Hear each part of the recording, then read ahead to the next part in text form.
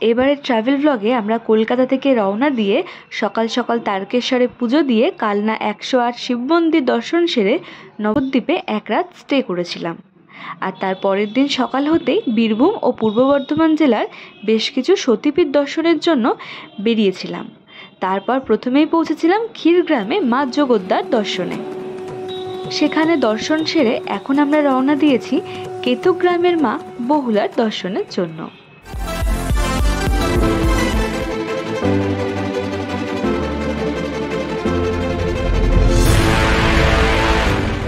এর জন্য আমরা কৈচর হল স্টেশনের দিকে এগিয়ে লেভেল ক্রসিং পার করে আমরা প্রথমে ডান দিকে বর্ধমান কাটোয়া রোড ধরে এগোলাম এবং ধরলাম কৈচর মাতরুন রোড। এটি গিয়ে মিশল কাটোয়া নতুন হাট রোডের সাথে। এভাবে এই রোড ধরে বেশ কিছুটা এগোতেই পড়ল ক্ষুদ্রান বাস স্ট্যান্ড। আর এই বাস স্ট্যান্ড থেকে ডান হাতে মাঝিগ্রাম রোড ধরে এগিয়ে চললাম এবং ফুলবাগান রসুনঘাট রোড ধরে ডান দিকে এগিয়েই অবশেষে কেতুগ্রাম কাটোয়া রোডে পড়লাম এবং পৌঁছালাম কেতুগ্রাম ঈশানী দিঘির কাছেই মা বহুলার মন্দিরে।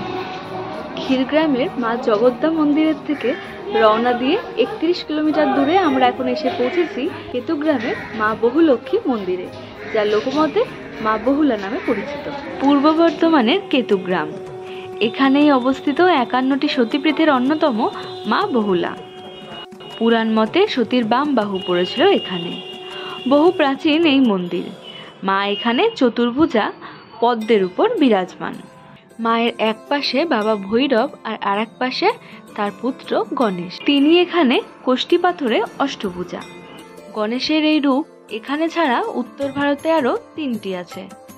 জনকোলাহল মুক্ত এই মন্দিরে মাকে ভীষণই শান্তি করে ভক্তি ভরে পুজো করা যায়।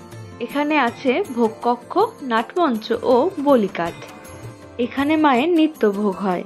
আর দুর্গাপুজোর সময় 5 দিন ধরে বিশেষ পুজো হয়। সেই সময় এখানে মাকে মহিষ বলি দেওয়া হয় এবং সেই প্রসাদ তখন ভক্তদের মধ্যে বিলিয়ে দেওয়া হয়। মানা হয় এই প্রসাদ খেলে অনেকে রোগমুক্ত হন। লোকমতে এই গ্রামে মায়ের নূপুরের শব্দ শোনা যায়। মা এখানে সকলের মনস্কামনা পূরণ করেন। আর মনস্কামনা পূর্ণ হলে ভক্তরা এই মন্দিরে বেলগাছের তলায় এসে একটা করে শঙ্খ রেখে যান। আপনারা যদি ট্রেনে বা বাসে আসেন সেক্ষেত্রে কাটোয়া থেকে কিন্নাহারগামী ট্রেন ধরে 5D স্টেশনে নেমে টোটোতে করে কেতুগ্রাম বা মা বহুলার মন্দির। এছাড়া কাটোয়া থেকে বাসে করে কেতুগ্রাম বাস স্ট্যান্ড নেবে, সেখান থেকেও টোটো করে আসতে পারবেন এই মন্দিরে। কিছু গুরুত্বপূর্ণ বিষয়: এই মন্দিরের আশেপাশে পুজোর সামগ্রীর কোনো দোকান নেই, তাই এই মন্দিরে পুজো দিতে হলে পুজোর সামগ্রী নিজেরা নিয়ে গেলেই সুবিধা হবে। আর এই মন্দিরে যদি আপনি 4 চাকা গাড়ি নিয়ে আসেন সেক্ষেত্রে কিন্তু মন্দিরের বেশ খানিকটা আগেই আপনাকে গাড়ি পার্ক করতে হবে, কারণ ভেতরের রাস্তা হওয়াতে রাস্তাগুলো বেশ সরু।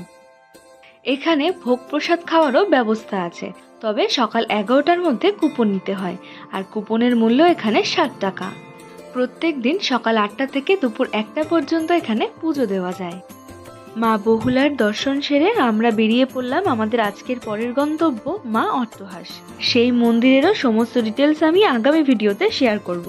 ততক্ষণের জন্য আপনারা ভালো থাকবেন, সুস্থ থাকবেন। এই সতীপীঠগুলি অন্যদের দর্শনের সুযোগ করে দেওয়ার জন্য ভিডিওটাকে শেয়ার করতেও ভুলবেন না। আর আজকের আমার এই ভিডিওটা ভালো লেগে থাকলে ভিডিওটাকে লাইক করে চ্যানেলটিকে সাবস্ক্রাইব করার অনুরোধ রইল।